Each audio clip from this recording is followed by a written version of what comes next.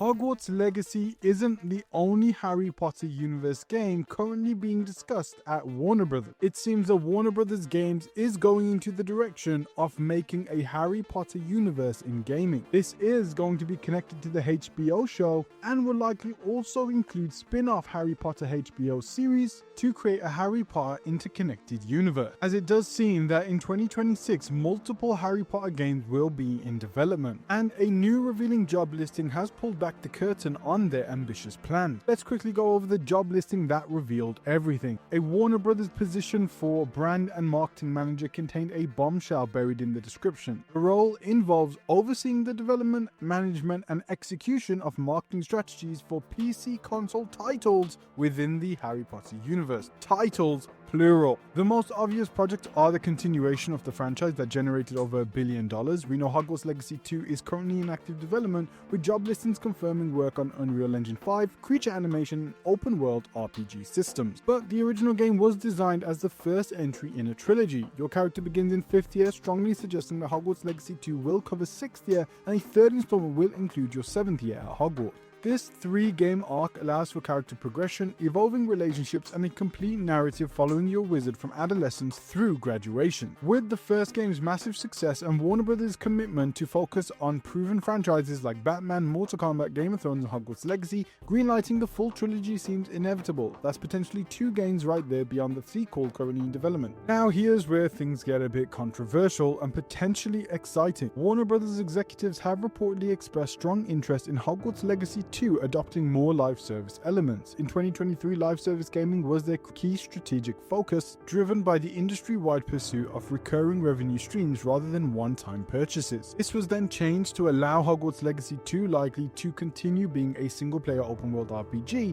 but an MMO set in the Harry Potter universe makes tremendous sense from multiple angles. First one being the Wizarding World is perfect for massively multiplayer experiences, as you can have hundreds of players simultaneously attending Hogwarts, sorted into houses, competing in tournaments, forming guilds, exploring Diagon Alley together, and choosing between light and dark magic paths. Social structure of the Wizarding World, houses, clubs, Quidditch teams, secret societies translates naturally into MMO guild systems. Also, for the business model sustainability, rather than generating revenue once per player, an MMO creates an ongoing income through subscriptions, expansions, seasonal content, and cosmetic purchases. For executives eyeing quarterly earnings, this is infinitely more attractive than even the most successful single-player game. Also, an MMO will fill the market cap, as there's no major Harry Potter MMO on the market. The closest attempt was the now defunct browser game Pottermore. A properly funded AAA quality MMO could dominate this space. And it does look like Hogwarts Legacy 2 will be adopting more post-launch content, as the job listing suggests, which means that they are kind of translating some of these live service elements over to the single-player open-world RPG without making it an MMO, very similar to Assassin's Creed. That's not confirmed, that's just speculation on part of the job listings that we've seen. Another Harry Potter game that could be in development could be an adaptation of the Fantastic Beasts story, as the Fantastic Beasts films did struggle at the box office, with the 3rd installment underperforming significantly, but the concept, exploring the wider Wizarding World through Newt Scamander's adventures with magical creatures,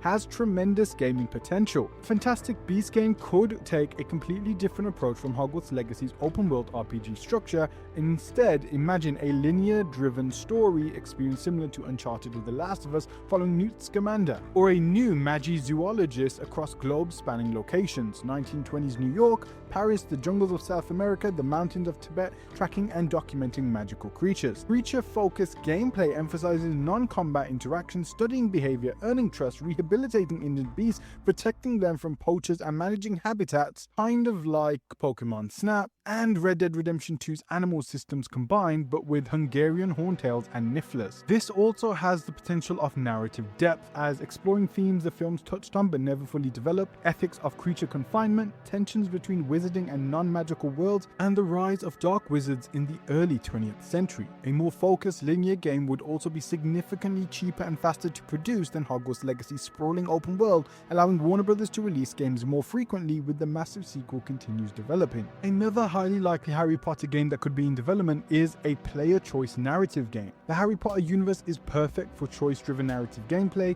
in the style of Telltale, Life is Strange, or Detroit Become Human. The Wizarding world is built on moral complexity, choices between houses, between light and dark magic, between following rules and breaking them for the greater good. Imagine an episodic games exploring different corners of the Wizarding history. It could tell a story of a young Auror investigating dark magic in the aftermath of Grindelwald's defeat, making choices about justice versus vengeance, following protocol versus bending the rules, or a Hogwarts professor managing relationships between students, houses, and faculty while uncovering a conspiracy within the school, or a Ministry of Magic employee navigating bureaucratic politics, corruption, and moral compromises during politically turbulent times. Also, business-wise, the games would have significantly lower budget than a AAA open-world title, allowing for experimentation, frequent releases, and exploring niche aspects of the universe. It also appealed to players who loved Hogwarts Legacy storytelling but might find a full MMO or live service game overwhelming. Warner Bros. Has experience with narrative games through their past relationship with Telltale. Reviving the approach with Harry Potter license could fill the calendar between major Hogwarts Legacy releases. And now let's talk about a Quidditch game. Unfortunately, it seems that Harry Potter Quidditch Champions seemingly failed. The standalone Quidditch game released in 2024 to modest reception and critically received no post-launch support.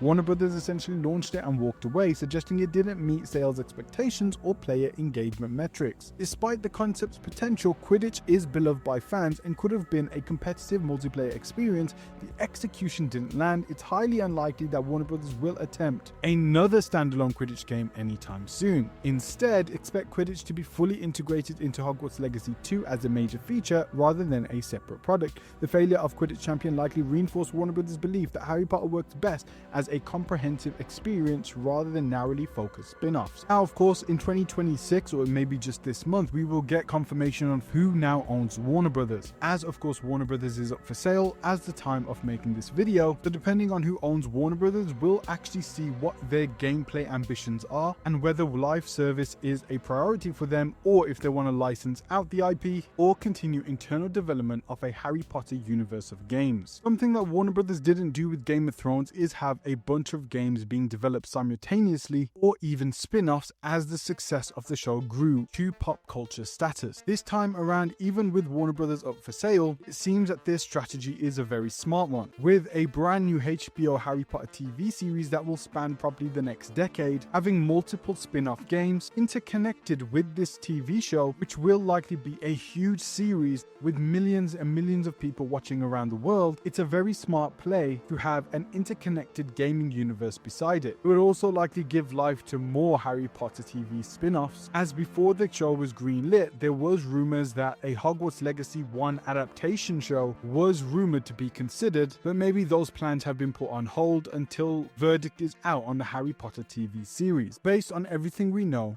that there are multiple Harry Potter games that are going to be in development and are likely right now in the concept stages to see exactly what Warner Bros. Wants to greenlight. And of course, the one in development right now is Hogwarts Legacy 2, which is in active development and will likely release in 2028 to 2029. And then, of course, Hogwarts Legacy 3 will be the third game in the trilogy. I would also speculate that a Harry Potter MMO is being heavily discussed, as Warner Bros. Has explicitly stated their live service ambitions in the past, to the point that they want Hogwarts Legacy 2 to adapt more engagement, gameplay mechanics, and systems for players. Very likely that in 2026 we will get insider leaks and information about exactly what the current plan for the Harry Potter games universe will be, more details on what kind of rumored games are being discussed behind the scene. Even under new ownership, it's very likely that we can hear the future plans of whoever owns Harry Potter in the future and what their plan for the gaming side of it is going to be. And guys, it is finally here. The Balboa Club Witch Hunt Collection Volume 1 is now available and will run from December through February, and this drop is specifically inspired by The Witcher, as I wanted to blend the styles of the wrestling world with the games we all know and love. So please go ahead and check out the Balboa Club store. It's on the channel store page and the website is in the description and pinned comment section below.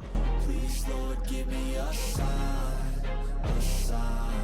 I wanna be the greatest. Everybody on the fake shit. I look around and feel like everybody is the fakest. I make this every day and I'm impatient, hoping one day I blow up from the basement. Statement.